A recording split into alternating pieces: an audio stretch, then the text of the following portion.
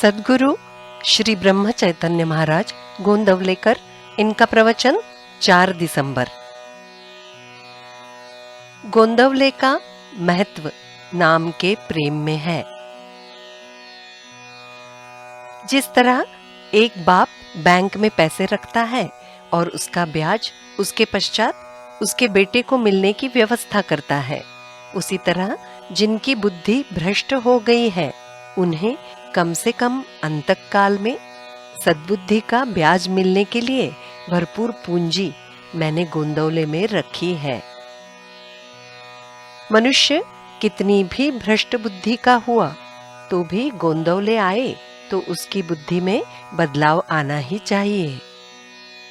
कम से कम अंतकाल में वो वहां आकर अच्छा होकर मरेगा। अभिमान की बात नहीं, परंतु गोंदवले का महत्व किसी में है तो वो नाम के प्रेम में है। राम कितने दयालु हैं। उसके नाम का प्रसार हो इसलिए उसके नाम का बाजार मैंने खोल दिया। पहले लगा कि मेरा माल खपेगा कि नहीं क्या पता, परंतु राम ने बड़ी कृपा की और बहुत सारे लोग नाम में लग गए। हम देखते हैं कि प्रत्येक गांव को अलग अलग नाम होता है। वैसे देखा जाए तो सारे गांव एक जैसे ही होते हैं। घर बार, दीवारें, शालाएं, धर्मशाला, चौकियां आदि सभी गांव में होती ही हैं, परंतु प्रत्येक गांव का महत्व कुछ अलग ही होता है। गोंदवले में पैसे का उत्पन्न नहीं, परंतु वहां नाम की फसल भरपूर है।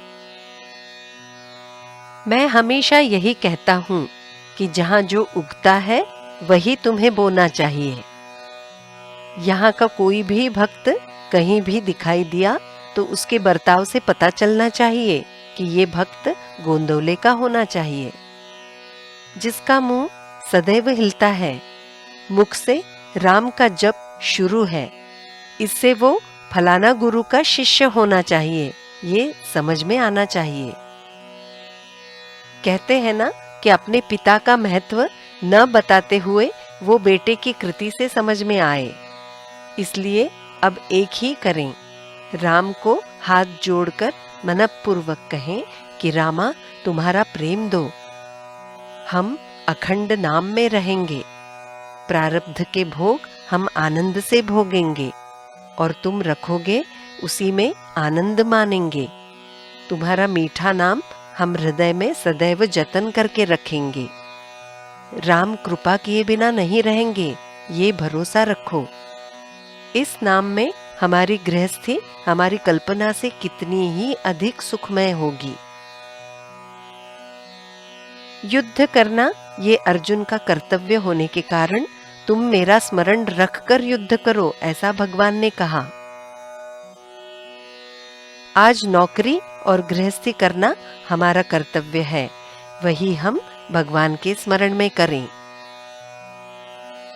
नीति धर्म का आचरण और प्रारब्ध से आए हुए काम भगवान के स्मरण में करना, यही सभी धर्मों का और शास्त्रों का सार है। हम शक्कर खाते हैं तो वो हमें मीठी लगती है, उसी तरह हम मीठे शब्द बोलें तो हमें मीठे शब्द सुनाई देंगे। हमारी सारी बातें यदि भगवान के स्मरण में हुई तो भगवान का प्रेम हमें क्यों नहीं मिलेगा।